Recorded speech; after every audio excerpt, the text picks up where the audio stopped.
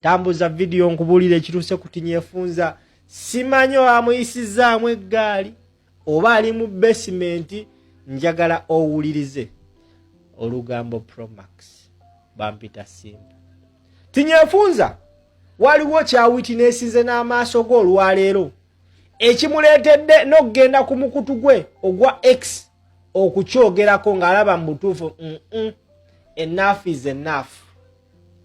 Remember basiba bagamba nti goli eyo otudde nawe kinaakutuukako ogenda kujja mu public otukubira enduulu munnamagye ali ku ddaala lya generali tinyefunza leero kirabika abaana bamuyisizaamu eggaali ng'akozesa omukutu gwe ogwa X his official X handle tinyefunza agambye atya atandise otulojjera ekimutuuseeko olwaleero ku lugambo Promax wooli bampita simple.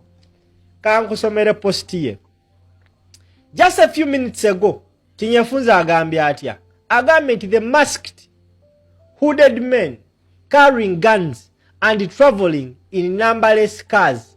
Who are they? Olaba abasajja nga batinyefunza batuuka ku 11 yeebuuza bannaye baani baneeno. Agambye abasajja abeesibye obukookolo.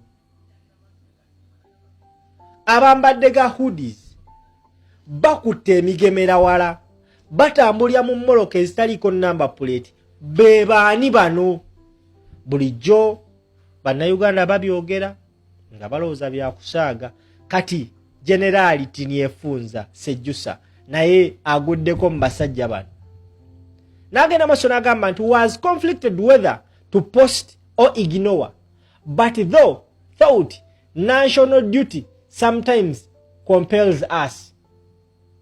Abadde yeebuuza oba akyogereko oba takyogerako naye emirimu gy'eggwanga oluusi baba tebalina kyakkola balina ovaayo bagyogereko. N'agenda maaso n'agamba so today was driving through our congested Kampala streets. As we made a turn, security people stopped us. My car was fourth in the line. Stopped us were 3 masked soldiers with no name tags, carrying SMGs with them. With them were 2 other men in civilian clothes, also masked, but these were hooded. One was also armed with an SMG, and the other was unarmed with just a short stick. Besides them was packed with SUV. Numberless. As we waited in the line, I saw the 2 ununiformed men go in a rush and they entered a first car in the line ahead of us. It was with Toyota something. Also numberless. Then the 2 cars sped off together. I could not see the occupants of the Toyota because it was a bit Lindako. It was a bit far. We too started moving. My old intelligence head got perplexed. Who these people?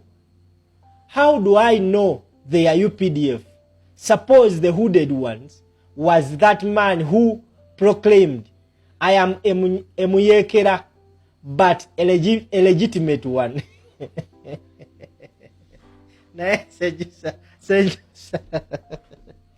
Sejjusa agambye olwaleero abadde atambula mu jjaamu w'omu kibuga Kampala ng'avuga abadde akyuka ab'ebyokwerinda ne basitopinga emmotoka ye yabadde yakuna mu layini naye ekisinza omwewuunyisa abo basitopinze babadde abasajja 3 nga bambadde masiki b'amagye omu nga tebalina mannya ku yunifoomu zaabwe omu ng'akutte emmoloka akutte emmundu kika kya SMG abalala ababaddeko babadde ba civilians naye nga bataddeko nga bambadde engoye z'aba civilians naye nga bataddeko ebikookolo ne bihudi omu ku bo ng'akutte SMG nga yambadde leeya, omulala nga talina SMG wabula ng'akutte omuggo.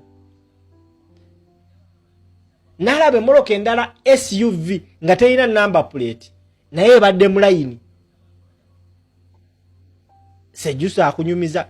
Era n'alaba n'emmoloka endala nga kika kya Toyota something tagimazeeyo, naye ng'erimu abasajja bambadde hoodie. Era n'agamba nti nkozesezza intelligence yange enkadde. N'eŋŋamba oba abantu baneeno si ba UPDF, naye we kibanga kiyinza okubanga omu ku babadde mu eyo mmotoka abadde oyo atera okugamba nti ye muyeekera, naye omuyeekera ali mu mateeka. Emuyeekera but a legitimate one. Era abadde akozesa statement eyo nti muyeekera naye ng'ali legitimate ye Bobi Wine. Sejjusa leero kyalabye naye abadde takikkiriza nti gye kiri mu ggwanga Uganda. Of course Ugandans have been saying this nti abasajja bannaye bangi nnyo ababeera n'emmundu nga bali mu leeya.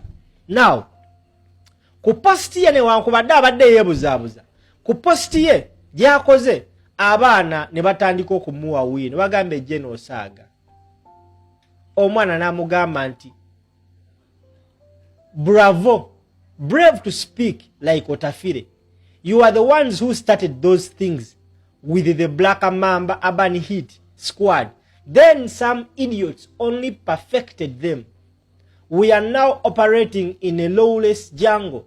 They think they are special forces with power to abduct, kill, detain and torture Ugandans. N'amuteekerawo ekifaananyi ky'abantu ye baabadde alowooza nti tebaliyo. Abaana bazze bamuwa obukakafu mu commentary section. Tweet ye egowinze viral, discussion yeeyongedde egezze ku nsonga y'amagye ganeeno y'ebintu Otafire bya rather General Sejjusa byalabye olunaku olwaleero. Kati nno Mr. General oba ofunye omukisa ogulaba ku video eno, ekyo kikyali kituuza generali.